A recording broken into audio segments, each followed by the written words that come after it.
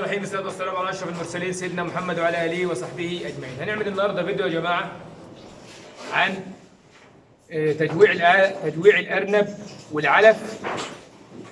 ازاي بنجوع الارنب وبنستفاد من التجويع العلف، وبنعمل ايه مع التجويع والتعطيش مع بعضه، ماشي، علشان نستفاد من اي حاجه بتحصل في المزرعه. يعني لما بقى الارانب بتبقى عطشانه او جعانه بقى، يعني انا لسه زاجي دلوقتي زجوه كوكسيدي اهي، كنت زاجي.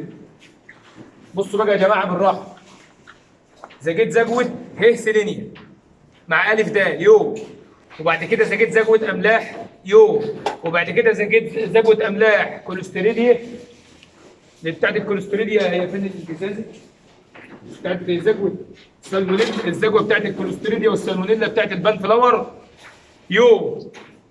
والنهارده وزجيت امبارح ميه بيضاء ريحت المزرعه كلها، مع ان الارانب عندي ولادات وعندي ارانب بتعشر وعندي ارانب عشار، يعني الحاجات دي يا جماعه مالهاش دعوه، ما بتاثرش على العشار. وزجيت النهارده مضاد كوكسيدي اهو، حلو. هنعلف دلوقتي مع بعض وهنوريكم العلفه وازاي تعلف علفه جيده. اما لقيت الارانب جعانه وعطشانه قمت زاجي زجوه مضاد سموم، زجوه مضاد كوكسيدي، علشان الكوكسيدي يا جماعه بتسكن في جدار المعده. جدار المعده، ما انت عايز الارنب دي تنيه ظهره كويس كده مش مسلسل، والارنب الصغير الفطام ظهره مش مسلسل، والتحويل جيد والخصوبه عاليه، وده كله ما بيجيش من فراغ يا جماعه. الانتاج لما تعوز تعمل انتاج عالي ما بيجيش من فراغ. هنروح دلوقتي، انا كنت بعلف فقلت اما اوريكم بالمره العلف وبنعلف قد ايه وازاي نستفاد، والارنب جعان وعطشان. انا جيت لقيت الارنب جعانه وعطشان فقلت استفاد طبعا انا زكيت الدواء، حطيت الدواء دلوقتي.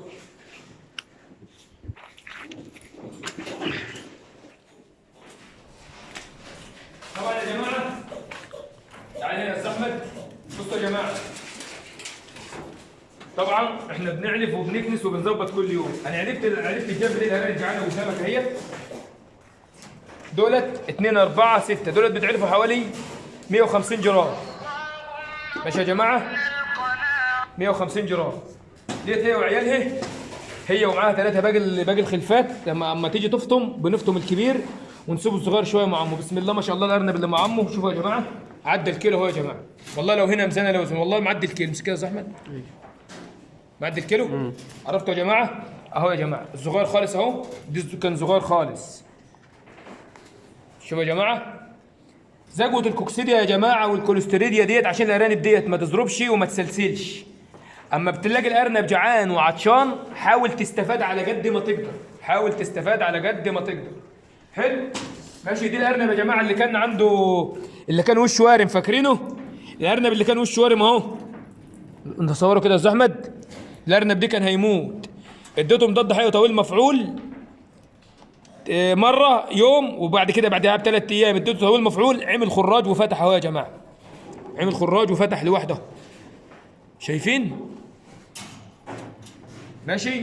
ودي الارانب طبعا انا عرفت اللي الجنب دي فجيت فانا بعد كده يا جماعه، ماشي. في الباب ده يا صاحبي عشان السقعه، ماشي اهو يا جماعه. اول حاجه في العلف هنعرف دول طبعا، لسه عارفهم دلوقتي. اول حاجه في العلف بص، لازم الارنب يبقى مخلص العلف كده. شايفين يا جماعه؟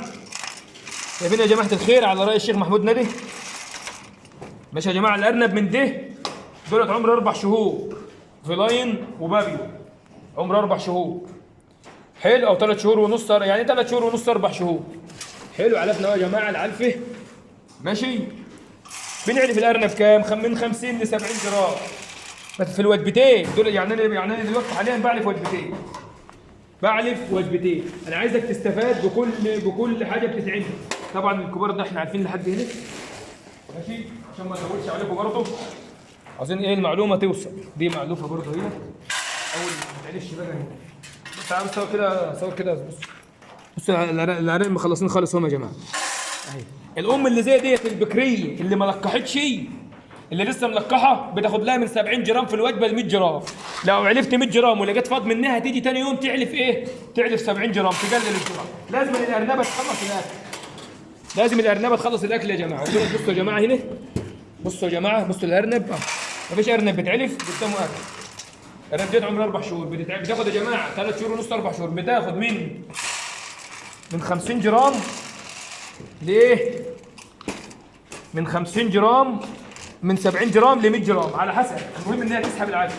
طبعا هنا مخلص اهو، كده كان على ارنب معلوف بس اتباع 70 جرام 100 جرام على وجبتين. اتباع. نعمل ايه بقى؟ ندخل دي مكانه ياكل العلف بتاعه ده عشان ايه؟ على وجبتين.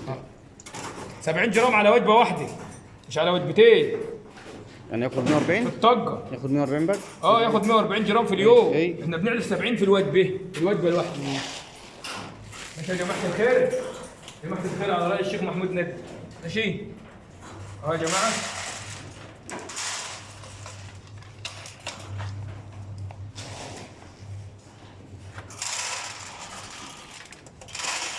بصوا يا جماعه مفيش ارنب قدامه علف. علفة بلاط يا جماعه الجديده، علف بلاط اللي جاي حديد وهنكسر الدنيا. بصوا يا جماعه اهو يا جماعه، مفيش ارنب واحد عنده علف، مفيش ارنب. بصوا يا جماعه في حاجه عاوز اعرفها لك بسرعه. بصوا يا استاذ احمد، صور الحته اللي فيها النور ده كده. بصوا يا جماعه في حبايه فوق اهي، شايفين الحب اللي فوق دوت؟ لو بات لي بكره بيرطب وبيعمل سموم، اول ما بعلف بقوم عامله كده. بص مفيش حبايه علف تبقى هنا. ركز معايا، الحاجات دي مهمه جدا جدا جدا. تابع، احنا بنعمل فيديو ليك عشان انت تستفاد. اهو ماشي اهو، بص عشان مفيش ارنب، عشان مفيش ارنب يا جماعه. لو حبه علف قاعده فوق هنا وما نزلتهمش كده بيعمل ايه الارنب؟ بيجي له سموم فطريه. ركزوا معايا ماشي. هعمل لكم حلقه عن المضادات السموم. بصوا يا جماعه الارانب اللي احنا كنا فاطمينهم كيلو من تحت امهاتهم. بسم الله ما شاء الله، دولت بنعرفهم 150 جرام في الوجبه. الكوبايه دي 150 جرام، الكوبايه دي 150 جرام يا جماعه الخير. ماشي 150 جرام في الوجبه. دولت اقل شويه بنعرفهم حوالي 100 جرام عادي، اقل في العدد. ماشي، اعرف انت بتعرف ايه وبتعرف ليه. ما تسيبش حبايه عليقه. بصوا يا جماعه الكبار، بصوا يا جماعه مفيش ارنب قدامه حبايه، مفيش ارنب قدامه حبايه والشخه جيده، معناه ان العلف جيد. علف جيد يا جماعه، يعني العلفه بتخلص. ماشي ماشي يا جماعه الخير. ربنا يبارك فيكم يا رب، وفي اولادكم وفي عيالكم وفي موتوسيكلاتكم وفي عربياتكم وفي تكاتككم في كل حاجتكم. الشيخ محمود ما بيقول يا جماعه ربنا يبارك فيكم وفي اولادكم وفي تكاتككم وفي مزرعتكم وفي عيالكم في كل حاجه وفي زوجاتكم. يقول الله يبارك في زوجاتكم. ماشي، انا بدعي لكم زي اهو.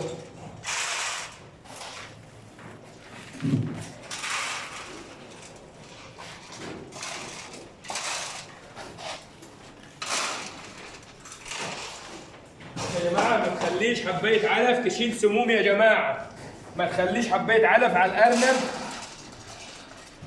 من فوق. الارنب لو ما سحبش علفه اعرف ان عنده مشكله. الارنب اللي ما سحبش علفه وانت يبقى انت كده بتعمل ايه؟ العلفه ديت يعني في ارنب ما كانش اهو يا جماعه، بصوا علفته بسيطه اهو، شايفين؟ ما كلش. هبص عليه اشوفه ماله، يعني الارنب دي ما كلش ليه؟ ولو اللي في دماغي هخليكم تضحكوا. بصوا يا جماعه اللي في دماغي عايز اتعشر، يعني الارنب ده عيان يا بلاط؟ لا، الارنب دي كل الحكايه عايز يلقح نفسه مسدوده عن الاكل، نخبطه واحد على السريع.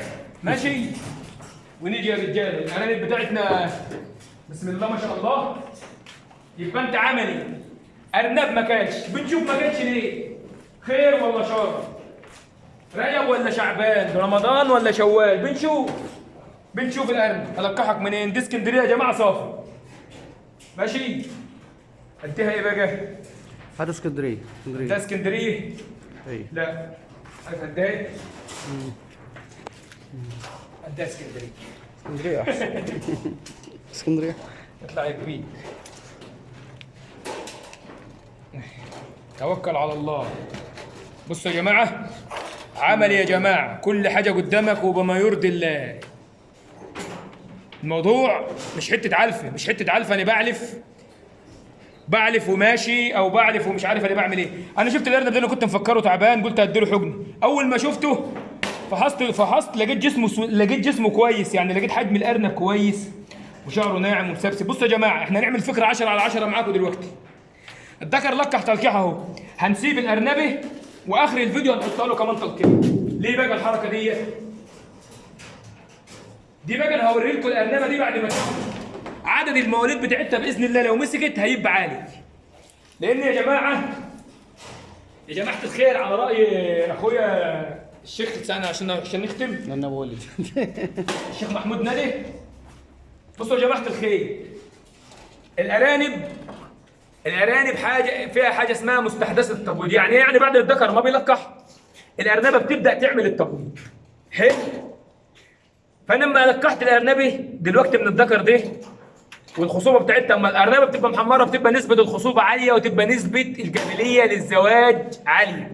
يعني يا بلاط لو رشرنا ارنبه بيضه هتلقح ولا مش هتلقح؟ هتلقح طبعا. بس هل هي هتديك عدد؟ طب هل هي دي ممكن تفوت؟ ايوه ممكن تفوت. ما احنا بنجرب، ما هو شغلتنا ان احنا بنجرب كل يوم، بنشوف ايه اعلى حاجه تدينا تحويل جيد وتدينا خصوبه جيده، وبنطلع نقول لك. يبقى انت وانت بتعلف ما تبقاش بتعلف بلا اعرف انت بتعلف ليه. بص الارنب ما كلش اهو، طلع بسم الله ما شاء الله، كل الحكايه عايز يلقح وقدامك جبته حطيته لقح. يبقى احنا ما بنتكلمش يا جماعه، ما بنطلعش مثلا نغني ظلموه ولا نعمل كذا ولا، ده انا بطلع اديك معلومه، طالع لك علشان اديك معلومه. شكرا لكل المشتركين معانا في كل حته في الدنيا، شكرا لكل متابعينا في كل حته في الدنيا، شكرا جزيلا لكم. احنا قلبنا جامد بيكم، احنا قلبنا جامد بالناس اللي مشتركه معانا يا جماعه. كل الاشتراكات ما بتزيد يا جماعه كل ما بنبقى فرحانين، كل ما الواحد عيلته بتزيد، كل ما الواحد خواته بتزيد. ماشي؟ شكرا لللايك، شكرا للتعليق الايجابي، اتك على زر الاشعارات عشان يوصل لك منا كل جديد. تابع مزرعه بلاص، لان ان شاء الله باذن الله هنبدا السلالات اللي هي الاسكندريه والهاي بلاص والشنشله ان شاء الله يبداوا في الولادات من اول بعد يومين ثلاثه. ما تستعجلش على الطلق الصناعي في الارانب. ربنا يجازيكم خير. استنى بقى اما ادي كمان لقطه لكم للارنبه وخلاص ونختم باذن الله.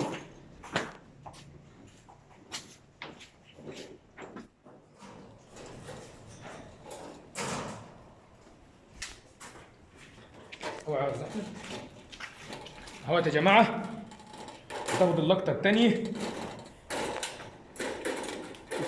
سيبه اهي ماشي. اللقطه الثانيه يا جماعه طبعا هي دلوقتي كده باذن الله مسكت. اللقطه الاولانيه مسكت مني، اللقطه الثانيه دي بقى عشان ايه؟ عشان عايز الارنبه ديت بدل ما تولد مثلا 4 ولا 5 كل بامر الله طبعا تولد 9 أو 10. ماشي؟ هعمل لكم حلقه مخصوص شامله يعني تلم الحاجات دي كلها ان شاء الله باذن الله. ازاي تزود عدد الخلفات بتاعه الارنبه، هتبقى حلقه مميزه ممكن اعملها ان شاء الله بكره ولا بعد. بصوا يا جماعه،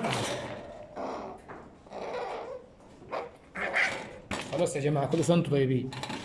شكرا جزيلا، شكرا جزيلا يا جماعه. السلام عليكم ورحمه الله وبركاته.